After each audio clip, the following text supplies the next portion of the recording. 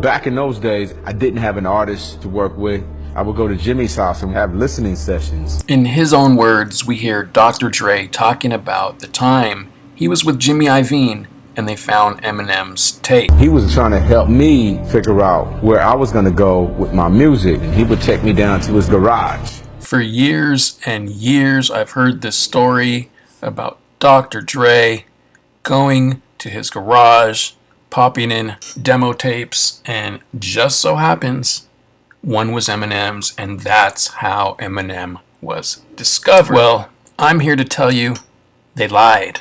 So I've been wanting to tell this story forever, and recently some information has came to light that can actually corroborate my story. Every time I heard someone tell that story where Dre found a tape in his garage and randomly just put on Eminem, and that's how he was discovered, it would kind of annoy me. I would see it in comments on YouTube. I would hear people talking about it, and I just wanted the real story to be out there. Now, I know you're wondering, well, how do you know the real story? Well, back when I was pretty much a young kid, I interned at a few record labels. I always wanted to work in the record industry, but it never really panned out. But during that time where I was interning, I met a lot of people and found myself in certain situations, which years later I can look back on and think, wow, that was pretty cool. So I'm going to explain to you exactly how Eminem was discovered, and then later on I'm going to drop some information about his first album that you probably don't know. So I believe the year was 1997, and I had been invited over to a recording studio, and at the recording studio there was a dude named Evan, a dude named Dean, a guy named Aristotle, and then my friend who invited me over there. These guys were working on Aristotle's album. While I was listening to some new music that they were recording, the conversation of Eminem came up. I was told the story how Evan had discovered Eminem at a freestyle battle, and later on got his tape to Jimmy Iovine at Interscope Records. He had done it with the help of Dean, and their plan was to blow up off of Eminem and then bring out their own rapper, Aristotle. I was also given a tape with no artwork, just a dub tape, which turned out to be the Slim Shady EP. So it turns out the Slim Shady EP dropped in December 10th of 1997. This was on Web Entertainment and was completed before he had met Jimmy Iovine, before he had met Dr. Dre. So what's kind of interesting, if you look at the track list for the Slim Shady EP, and then you compare it to the Slim Shady LP, which you probably know from 1999, which actually blew him up, you'll see some of the same songs. If I Had, Just Don't Give a Fuck, Just the Two of Us. And also look at that track, Ken Kniff, by Aristotle and Mark Bass. I thought that was interesting because all those songs were complete before he had even met Dr. Dre. Now, this is not taking anything away from Dr. Dre, one of the greatest hip-hop producers of our time. I just feel like maybe that was an unknown fact. Like maybe people thought Dre produced the entire album, but Eminem had 4-5 songs completely finished that they actually used for his album. With cassette tapes everywhere. And I remember him picking up this cassette tape. He pops this in, and I was like, what the fuck and who the fuck is that? He's lying. So I don't know if they rehearsed this, if they got together with a PR team to go over the story, but he's lying. Fate can come from anywhere. When the intern in my office says to me, I saw this guy at the rap battle last night. I said, if you get me a CD, I will give it to Dre. Here we see Jimmy Iovine himself refer to the real story, where he says, an intern at my office saw this guy in a rap battle, and I said, if you can get me a CD, I'll give it to Dre. So this corroborates what I'm saying, and it also corroborates what Evan Bogart is saying. I played hooky. I left because Cassidy was like dead serious. And I went down to this freestyle contest in Inglewood, and I walked in and I proceeded to watch Eminem in this freestyle battle, 8 Mile-esque, right? Like the movie, right? Yeah. And it was the Rap Sheet Rap Olympics. And he was competing in it. And I called my friend who I was in a rap group with, this kid Aristotle, to come down there. I was like, yo, you got to come down here and see this shit. And then I called my other best friend who I had just hired to replace me in the mailroom when I got promoted to A&R floater, this kid Dean Geistlinger. So if you research this, it all lines up. The only problem is Evan's name has been left out. Who I had just hired to replace me in the mailroom when I got promoted to A&R floater, this kid Dean Geistlinger, who was basically kind of like half living with his sister, half living at my house, and like called my mom, and like was part of my family. And I say that because I'll get to the point of that in a second. Okay. But he was my best friend. And these were my two best friends. And I called them to come down there to the freestyle contest. And they showed up a couple hours later. And it was like the semifinals. And M was like, saying crazy things like, don't make my facial tissue a racial issue. Like all this like crazy shit that was like mind blowing. And so I went up to, he had lost. He lost in the finals. He went up against this rapper named Otherwise from like a local rap group called Project Blowed. I saw someone comment about this, and I just wanted to clarify. Project Blowed wasn't an actual rap group. It was more of like a workshop or a collective. And it's where a lot of the famous, really good underground MCs came out of. But don't discredit my boy, Evan. He knows what he's talking about. And he's first round, he came out and he did this, like, they played this KRS-One song that was like Still Number One. You know the song Still Number One? I don't know, you may not know. But anyway, he did this like kind of shout out like verse. Like it was kind of like it wasn't really, like it was like a weird thing to pull in the finals of a freestyle battle. But anyway, he ended up losing in the finals, and he probably would have lost anyway because it was like hometown crowd, Inglewood, right? So once again, everything Evan is saying is checking out. But just so I could paint a better picture of what this was like in 1997, this rap battle, here's Thurston Howell III. I mean, because obviously you were a part of the Rap Olympics, right? Yep. Which were, for people who don't know, very pivotal to a lot of people's careers. But I mean, specifically, we always hear, Eminem is synonymous with the Rap Olympics and his kind of a part of his story. And you were a part of his team when you did the Rap Olympics, right? Mm-hmm. Who'd you guys go against? Was it, I believe it was Project Blow. Out of LA? Yep. I believe they were the only ones that showed up. There was a long roster of teams that were supposed to be there from like every popular rap group that was out. Fugees was supposed to have a team. There was, different representatives Different from crews, yep. yeah. And nobody showed up. Everybody on my team was a master in freestyling off the head. Right. Juice, Eminem, myself, Wordsworth, Quest the Mad Lad. Like, sit in the room with us and you will fucking get blown. Even Craig G was out there hanging out with us, like staying with us and things like that. So, but it was a big moment, man. I was going to say, like, for you, like, I just remember Eminem being a real backpack rapper, I guess, back then. If you knew about him, you knew about him. So Kev is correct here. He was a real backpack rapper. I remember him not having the bleached blonde hair. He was a little bit overweight. He was known in the battling circle, but he didn't really have a buzz going yet. I remember going to a hip-hop show in LA back in the late 90s. The headliner was Helta Skelta. I believe Razkaz was on the bill. And I remember seeing Eminem in the crowd as a fan. Just picture that. You're at a hip-hop show and you look over and you see Eminem standing next to you. Now at that point, I'd say 99% of the crowd had no idea who he was. But anyways, let's get back to Evan's story. He lost. And then M was pacing backstage, kind of like muddling on his breath, kind of like angry, teared up a little bit. And I went up to him and I was like, hey, I work at Interscope. I do A&R. Floater, but whatever. You're an A&R. A&R. And he introduced me to his manager at the time, a guy named Mark Kempf.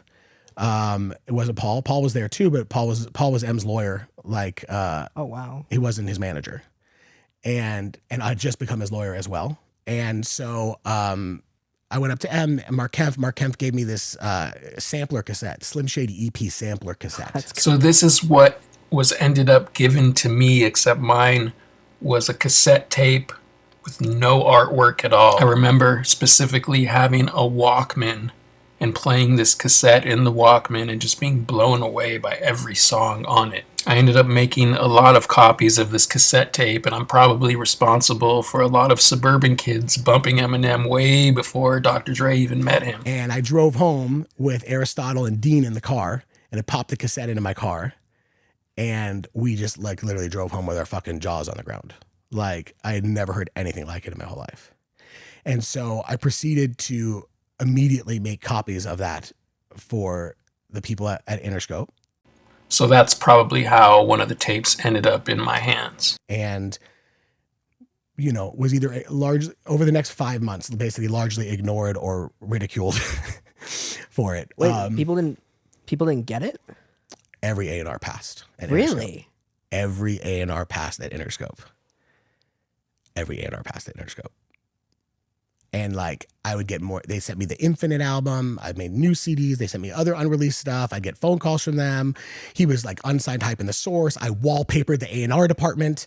I put up his unsigned hype everywhere. I was like, you guys, this is crazy. Like, this kid is going to blow up. In the meantime, there was like rumors that Loud Records was interested in him. Like, you know, and then I got a phone call basically that they were like, M's coming into town.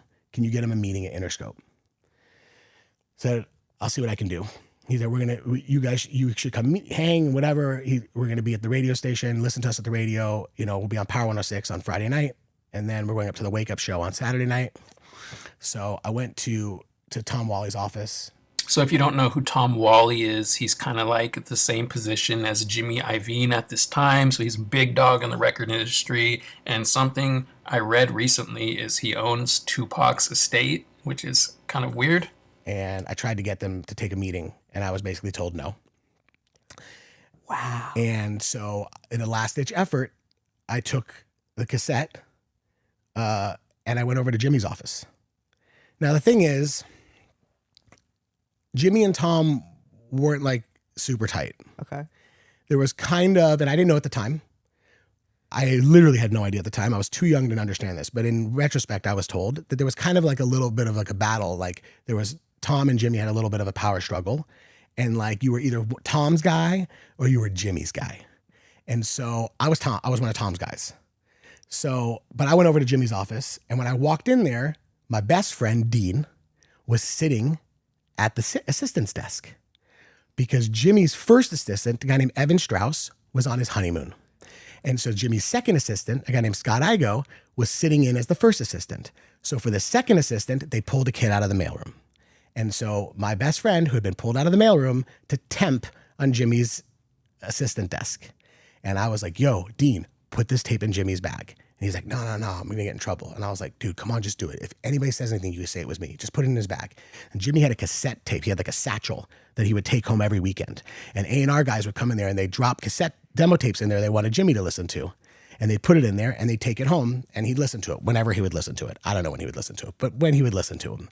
And so I basically forced the tape into the bag. And I told Dean, if they say anything, you can blame it on me. Right? I mean, it was kind of like a last-ditch effort at this point. Because I knew if this didn't happen, Eminem was going to sign with Loud Records. I knew it. Okay? Friday night comes, M's up at Power 106, even on the radio at Power 106, because I recorded it. They're like, you know, Steve Rifkin, if you're listening, Eminem, Loud Records. Like, you know, like there was no thought about Interscope whatsoever. Right? Saturday morning, I get a page on my pager. This is what year it was. 911, Dean's number. Called Dean. I'm like, what's up? And he's like, Dre and Jimmy heard the tape. Dre and Jimmy heard the tape. He said it right there. And yeah, you can have some doubt. You cannot believe him. But this story checks out. It definitely wasn't Dr. Dre in his garage just going through random demo tapes and just happened to stumble upon Eminem's tape. Grade can come from anywhere. When the intern in my office says to me, I saw this guy at the rap battle last night. I said, if you get me a CD, I will give it to Dre. Straight out of Jimmy Iovine's mouth. If my intern gets me the CD, I'll get it to Dre. So it sounds like Dean got the tape to Jimmy Iovine. Jimmy heard it. He was impressed. He brought it to Dre. Dre was impressed. And that's how it all happened. Is Eminem in town? I was like, yeah, he was at Power 106 last night. We're going up to the Wake Up show tonight. Tell him to listen. They want to set up a meeting. I was like, cool, I'll make it happen. Let me connect you. So I connected them with M's people, set up a meeting for Monday. The M came in and they struck a deal. Now, on Monday, I went to go work on the Tupac project. Dean sat in on the meeting. And the last thing I said to Dean before I hung up the phone with him on Saturday was, you told him I brought it in, right? And he said, of course I did. Dean told him he brought it in. I didn't know that for 2 weeks, till 2 weeks later when people came up to me to start telling me, Dean's telling people he brought Eminem in. Wow. So I went to go work on the Tupac project on Monday, and Dean sits in on the meeting. Jimmy knows none the wiser because he thinks he brought it in. Eminem don't know shit because he works for Jimmy. So Dean's playing this like perfectly at this point, right? And only 2 weeks later did I start finding out, people coming up to me at the label saying, Dean's telling people that he brought in Eminem. And that ended obviously me and Dean's friendship. This part of the story I didn't know until this podcast came out recently. I knew Dean and Evan were friends. I knew they both discovered Eminem. I figured Evan got credit for it. But after hearing this, I'm realizing Dean took all the credit, which is crazy. And then years later, I remember interning at Interscope, and Dean had his own office. Now, as far as I know, Dean never discovered any other acts or any other acts that were profitable. But as an intern at Interscope Records, being a young kid, I knew the whole story. And I remember thinking that Dean must be caked up from the Eminem deal. And then years later, I remember seeing Dean at a bar which he owned on Melrose. So I'm not sure what he's doing now, but music industry didn't work out for him. Whereas Evan became very successful in the music industry. So maybe that's karma coming back to bite Dean. Looking back on it, I just don't know why Dean didn't say they both brought in Eminem. Continuing to work on this project together, but kind of it's pretty awkward. Eventually I couldn't take it anymore. I left Interscope and I went on my own. And the Bass Brothers, who discovered Eminem, hired me to do A&R for them. So I ended up A&Ring the first Eminem album on behalf of Web Entertainment, Marky and Jeff Bass. And Dean ended up A&Ring it on behalf of Interscope. And thus began the riff of who brought it in, me or Dean. I think the answer here is pretty obvious. Evan played a huge part in this. He's the one who actually discovered Eminem, but Dean gets some credit because without Dean, the CD would have never got into Jimmy Iovine's hands. So I feel like they both should have got credit. Wow, because there's a lot of people who are like Dean, and Dean, I mean, listen, honestly, Dean is I don't even care. Like Dean's like a social climbing con man who got burned out of the music industry. Like he got fired from a job at J Records years later and then never made it back in. And I think he's like a professional poker player now or something. Like, so, you get what's coming to you, right? Like karma, she's real. But I've done it again and again. I'm not it's not like that.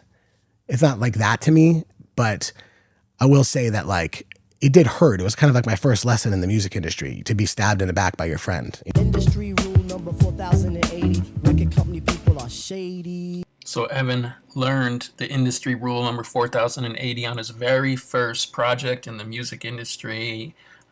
I could feel for him. I think we all know what it's like to lose one of our good friends over some bullshit. And man, he experienced that early on. And years later when Dean was working at Interscope in an official capacity, I went and had lunch with him. And I sat with him and I was like, why'd you do that, man? And he was like, because I was there the night that you discovered him and I thought that you should have said we both found him. And I said, yeah, but I invited you and I'm the one who did all the legwork for like 6 months. And he was just like, I just think differently. I think you should have said we both brought it in. So since you didn't, I decided to take all the credit. Wow. It's pretty crazy. You learn, I always say everybody's got to get fucked on their way up.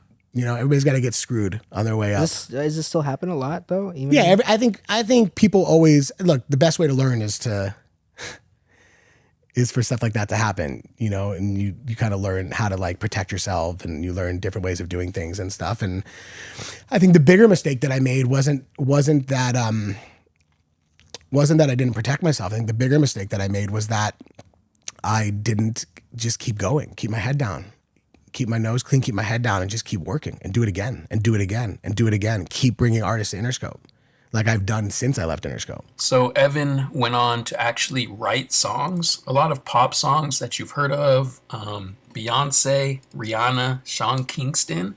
So dude has a lot of songwriting credits, and even beyond all that, there's still people who doubt his story, people who think he's lying. You can check out the whole podcast right here. It's under the Daniel Wall YouTube account. Very interesting story. But before I go, gonna drop some last tidbits of info on you about Ken Kniff. Lick your ass, Eminem. Yo, who is this, Cage? So a few pieces of information about this Ken Kniff skit. When Eminem says, "Who is this, Cage?"